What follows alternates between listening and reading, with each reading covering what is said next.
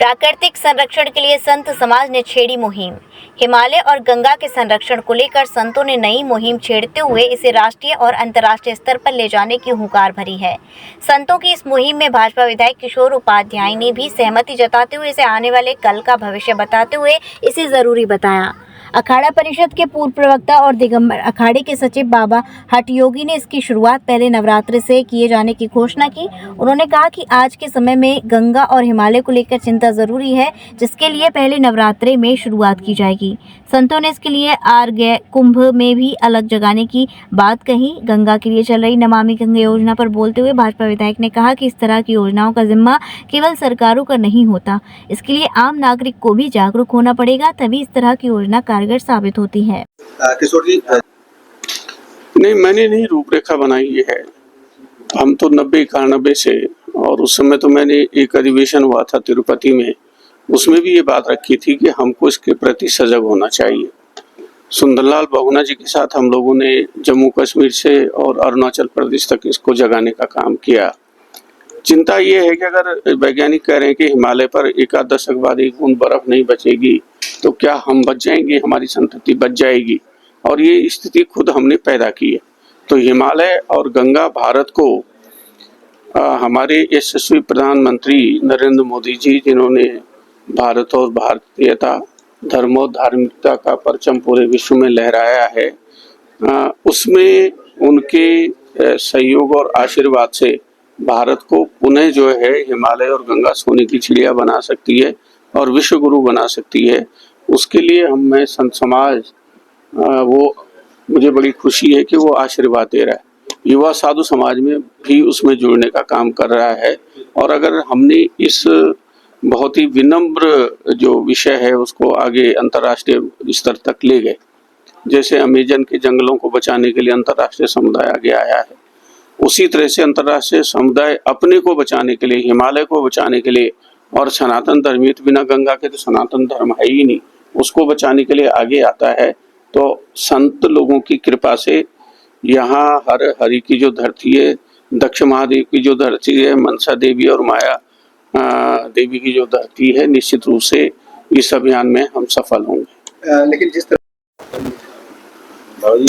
तरह से अब विचार आया है, गंगा को लेकर विचार आया है, किस तरह से आगे? देखिए, विचार तो बहुत आते रहते हैं, जाते रहते हैं, लेकिन जो अब विचार आया है ये एक संकल्प का विचार है। गंगा और हिमालय को बिल्कुल शुद्ध और पवित्र रखने का विचार है। और हम ये जो यहाँ बैठ के चेतन ज्योति आश्रम में किशोर उपाध्याय जी, मैं, ऋषिश्वरानंद जी, बाकी हमारे बाकी लोग करके, तो हम इस मुहिम को बहुत आगे तक बढ़ाएंगे।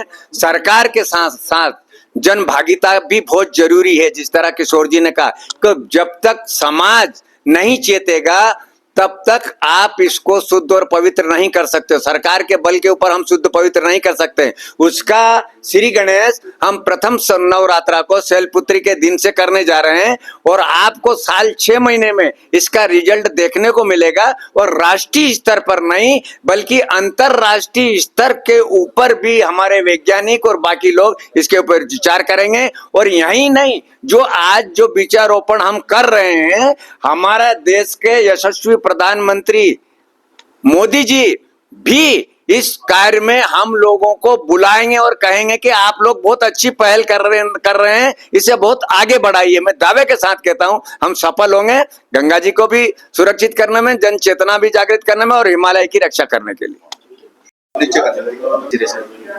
देखिए, हमारे पूर्व अखाड़ा परिषद के अध्यक्ष प्रवक्ता बाबा हठयोगी जी महाराज और गंगा पुत्र के रूप में जाने वाले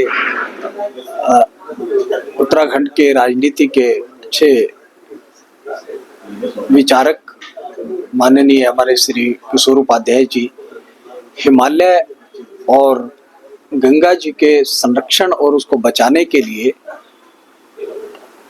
उन्होंने सुंदरलाल बहुगुणा जी के साथ भी बहुत सारे आंदोलन किए। आज वैज्ञानिकों की इस दृष्टिकोण से कि आने वाले समय में माँ भगवती गंगा जी लुप्त हो जाएंगी, उस पर चिंतन करने के लिए संत समाज अखाड़ा परिषद से भी प्रयागराज का कुंभ मेला होने जा रहा है। उसमें विशाल उसमें संगोष्ठी रखी जाएगी जिस पर इन पर सख्त निर्णय लेने के लिए यह संगोष्ठी की जाएगी और भारत सरकार से भी निश्चित रूप से ये बात की जाएगी कि इसके ऊपर कोई सख्त से सख्त कानून बनाया जाए जिससे कि माँ भगवती गंगा जी का संरक्षण हो। उसमें जो जाने वाले हमारे यात्री हिमालय में हैं वो गंदगी कम से कम फैलाएं और ये उत्तराखंड सरकार से भी ये भारत साधु समाज मांग करेगा कि जब तक जन जागरण लोगों के अंदर सबसे भय भी ना हो न प्रीत, हमारे यहाँ कहा गया है, जब तक उसके प्रति अगाध या तो श्रद्धा हो और यदि श्रद्धा भाव ना हो तो उनको भय की स्थितियां उनके अंदर पैदा करनी पड़ेंगी जिससे कि इसका संरक्षण हो पाएगा।